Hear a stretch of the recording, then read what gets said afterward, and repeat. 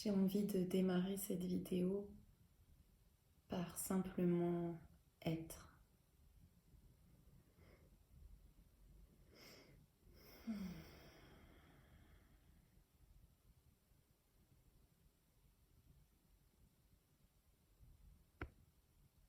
Être là, ensemble.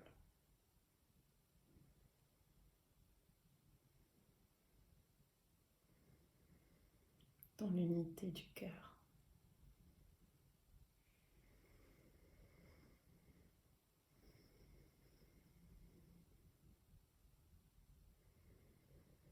Dans la douceur du nous.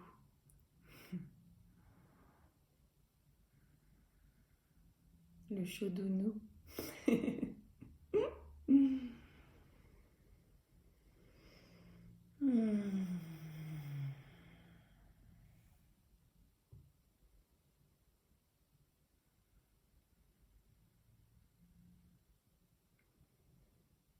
Et sentir ce qui est là.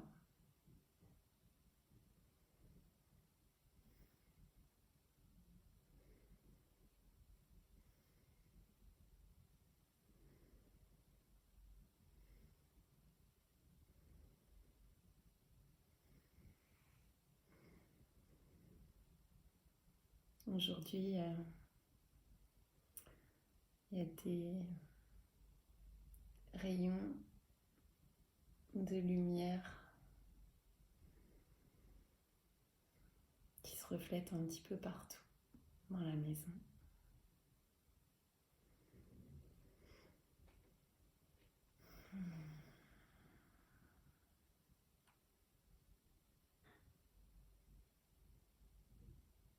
C'est le bain de lumière que nous sommes. Qu'il soit couvert ou pas par des nuages, il est toujours là.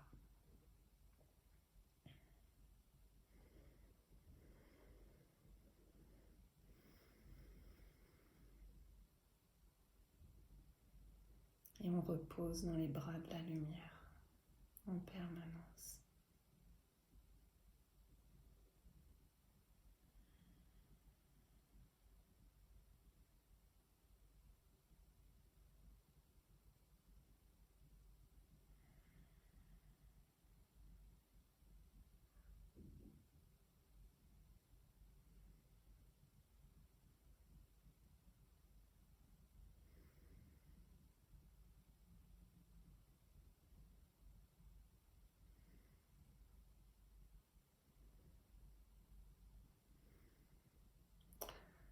On est nourri, auto-nourri par la lumière, par le silence.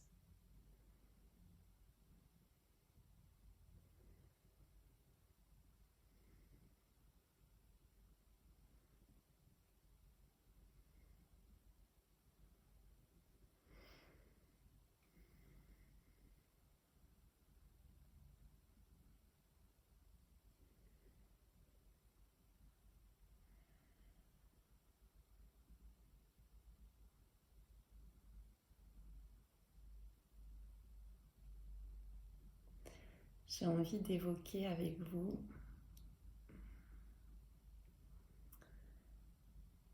une dimension particulière de la présence.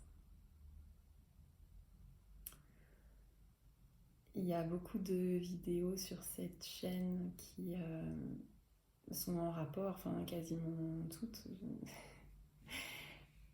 avec la présence. Et même si la présence n'est pas une entité, ici, il y a le goût de conter, de raconter et de personnifier la présence. Donc ici, elle est souvent vue comme une coquine, une friponne, et aussi comme une magicienne.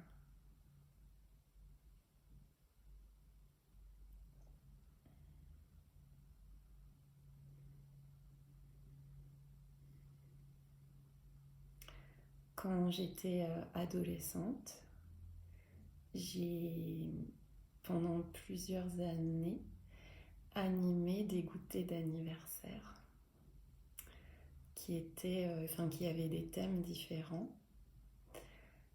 Et un des thèmes, c'était la magie. Donc on avait des tours de magie à animer. Je m'en souviens pas énormément. Je crois que ça m'avait quand même demandé de l'entraînement. Et ce qui m'avait interpellée,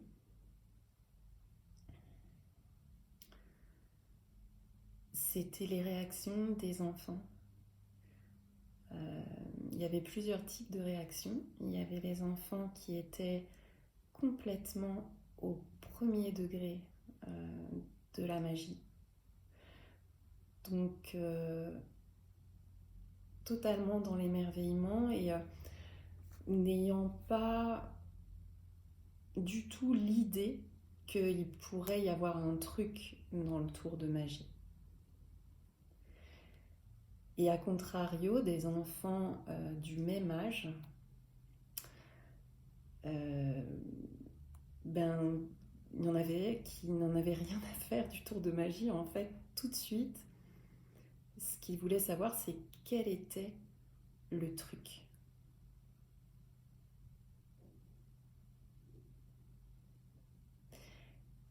Et je pense que ça n'a pas vraiment de rapport avec le fait qu'ils aient pu voir ou pas d'autres tours de magie avant. Enfin, peut-être que si, mais chez certains, il y avait cette comme acuité instinctive de voir, quoi, cet élan à voir. Et après, je dirais que peut-être il y avait d'autres enfants qui avaient le pressentiment qu'il y avait un truc, mais avaient envie de continuer à y croire. Un peu comme le Père Noël.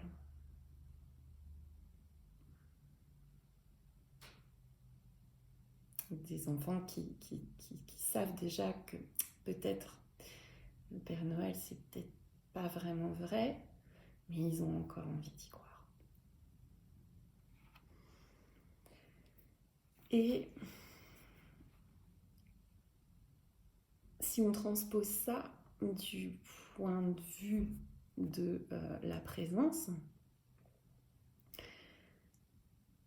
on peut voir que elle s'expérimente, donc elle est une, elle s'expérimente de façon individualisée chez chacun d'entre nous apparemment. Et chez certaines personnes, elle va jouer à se reconnaître. Chez d'autres personnes, elle va jouer à s'oublier. Et chez d'autres personnes encore, jouer à se reconnaître et quand même avoir le goût de l'oubli. Et on peut être dans un mix de tout ça. De toute façon, il n'y a qu'une présence.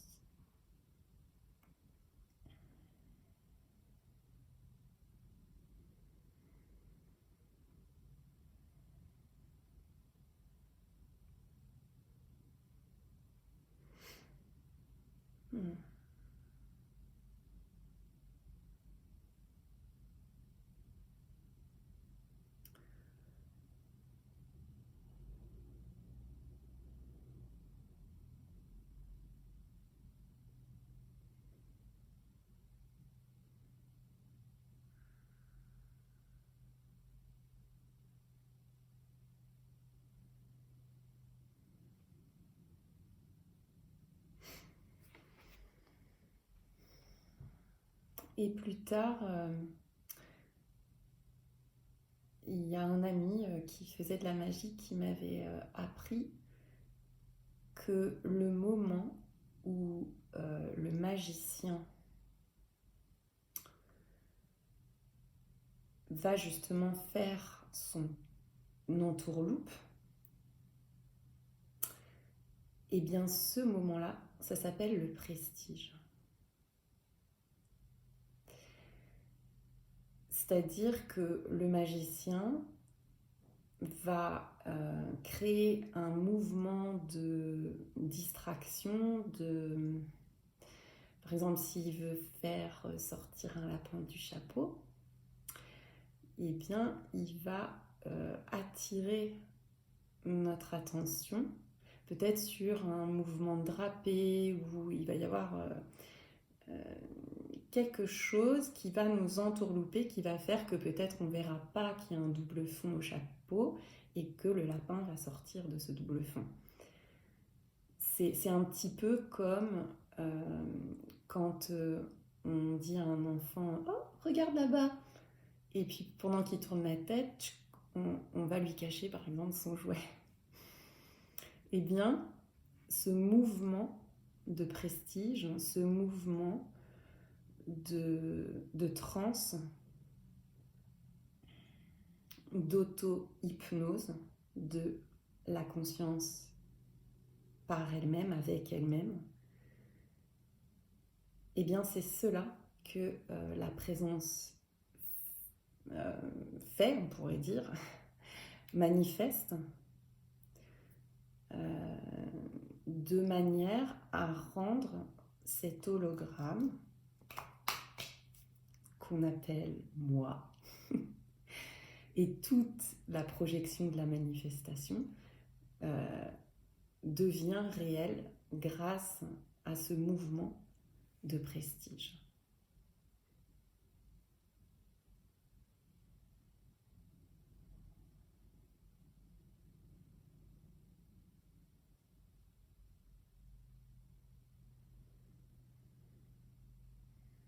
Et il y a toujours eu un goût ici de voir.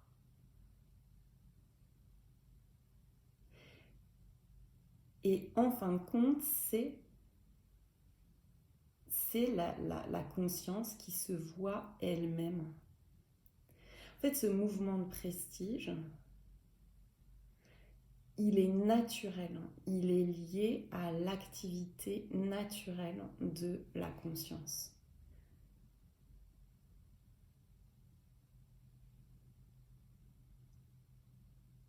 C'est ainsi que la conscience s'explore, s'investit dans le jeu de la dualité, dans l'apparent jeu de la dualité, puisque tout est projection de cette source, de cette conscience. Tout est reflet.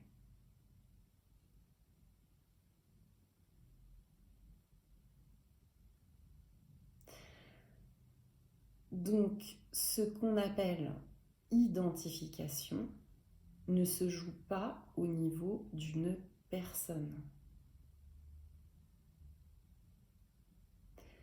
C'est pour ça que quand on dit « Oh là là, je me suis identifiée », en fait, c'est encore une histoire qui apparaît au sein de la conscience que nous sommes. C'est une croyance.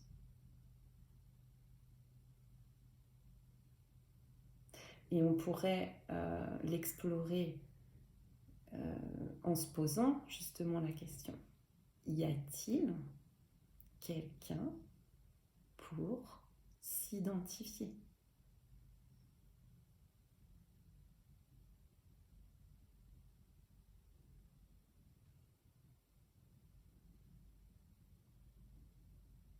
Y a-t-il un moi fixe pour s'identifier à une pensée, à une émotion, à une sensation ou à une personnalité, à un personnage ?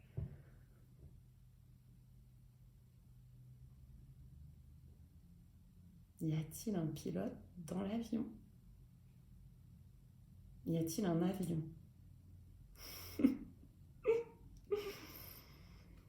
et de simplement laisser ces questions vibrer. Les laisser elles-mêmes s'explorer, circuler, sans chercher à résoudre ou à comprendre. Et s'il y a un mouvement qui cherche à résoudre ou à comprendre, ok, il circule lui aussi. Toute cette danse se respire naturellement dans l'espace de l'être. Et nous n'avons pas, moi je dis souvent, on n'a pas la main en fait là-dessus.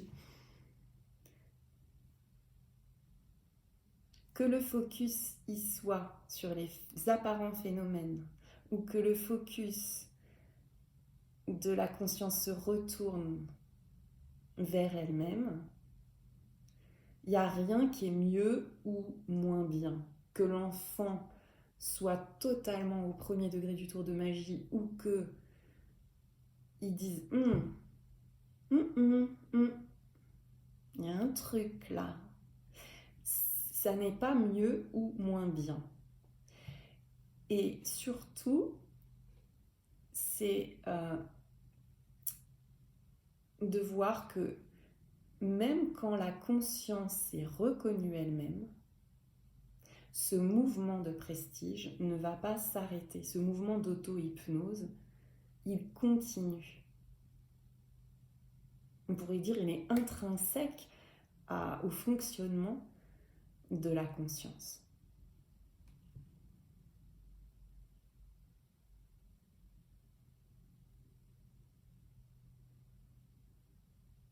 Donc il n'y a pas à s'auto-flageller, à culpabiliser, à se dire « Oh là là, je me suis identifiée » ou alors « Il faut que je me désidentifie, que je me détache du personnage. » Cette injonction-là, après, elle apparaît de toute façon,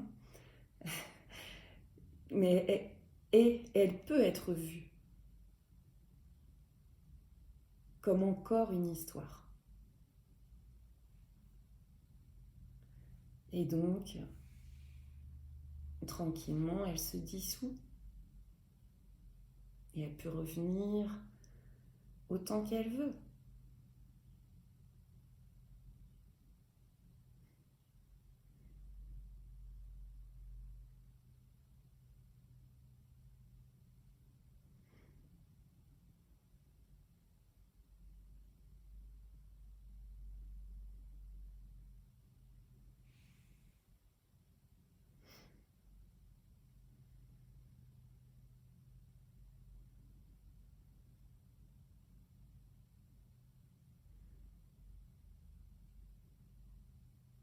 Et ce mouvement de prestige, il peut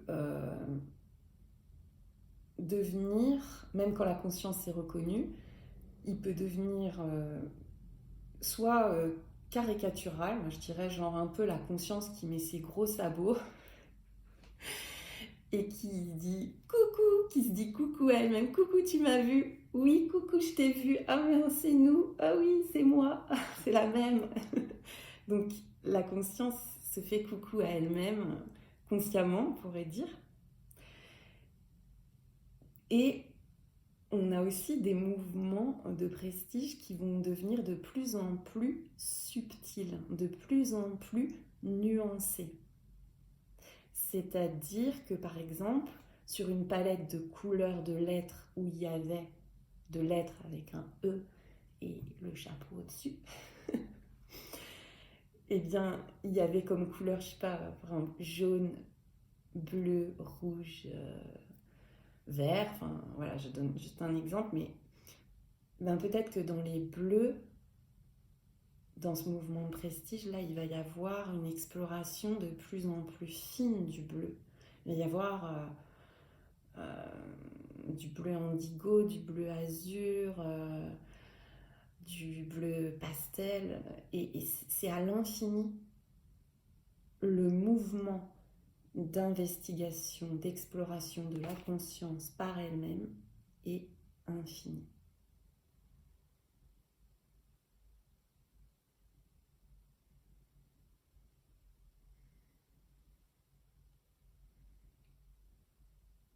C'est un petit peu comme les Esquimaux qui, pour le mot neige, je crois que nous on a un seul mot pour dire neige, enfin peut-être deux, trois en plus. Et je me rappelle plus, mais je sais plus si c'est des centaines de mots qu'ils ont, ou plusieurs centaines de mots pour dire toute la variété de la neige, pour exprimer.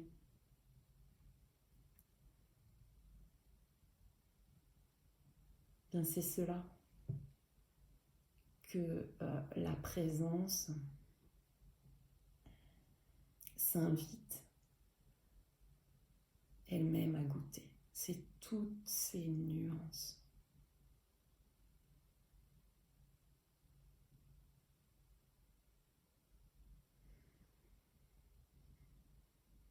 Toutes les nuances de ce qu'on appelle tristesse.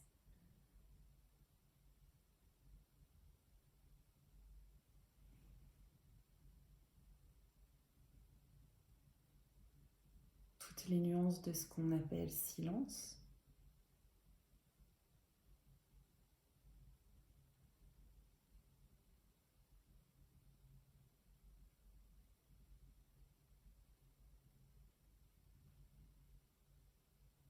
Colère.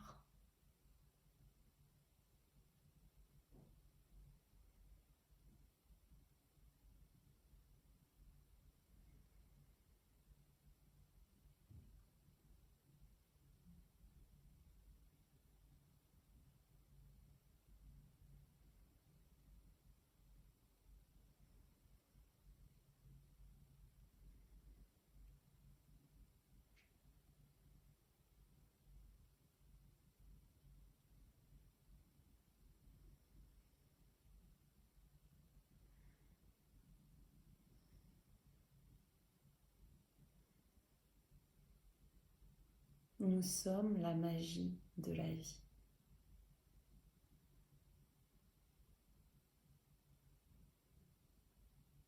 Nous sommes cette présence prestidigitatrice.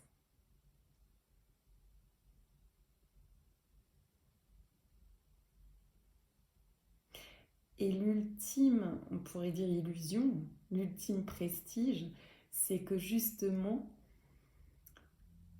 la présence eh bien, joue voilà, à se montrer, comme on disait tout à l'heure, un petit bout du tour, un peu comme si le magicien disait, bon allez, je vais vous montrer quand même le lapin en fait, et il va nous montrer un petit bout de son tour de magie.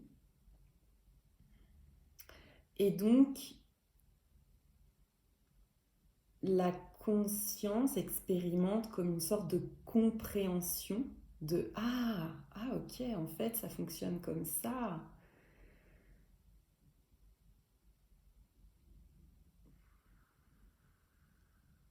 Et c'est ça l'ultime illusion. C'est qu'il y aurait en fait des étapes de compréhension dans un processus qu'on appellerait éveil, des étapes apparentes. Donc on est là et si on suit bien les étapes, on arrive là et là c'est quoi? C'est l'éveil, l'illumination, la libération. Ça c'est l'illusion ultime. Et en même temps cette illusion, elle apparaît dans ce jeu de la dualité, elle fait partie du jeu, donc elle n'est pas non plus à rejeter, elle s'explore comme ça, la conscience, jusqu'à, on peut dire, qu'elle se reconnaisse elle-même et qu'il soit vu que, mais en fait, il n'y a personne. Il n'y a que la conscience qui se montre à elle-même son truc.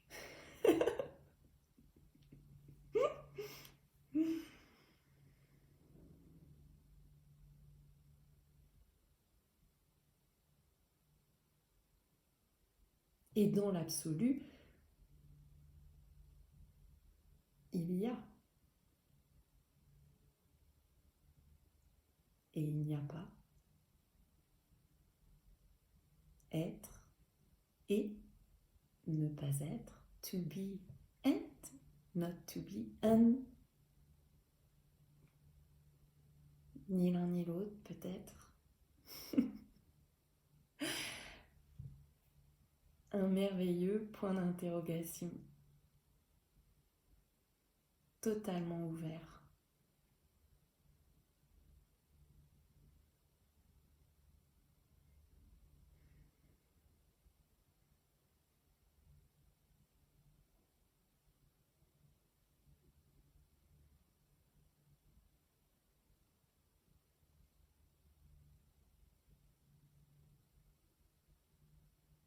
Et l'invitation,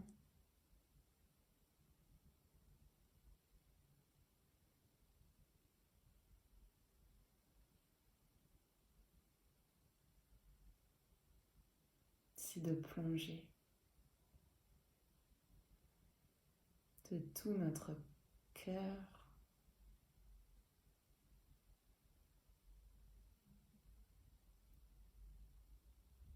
dans la magie de cette illusion.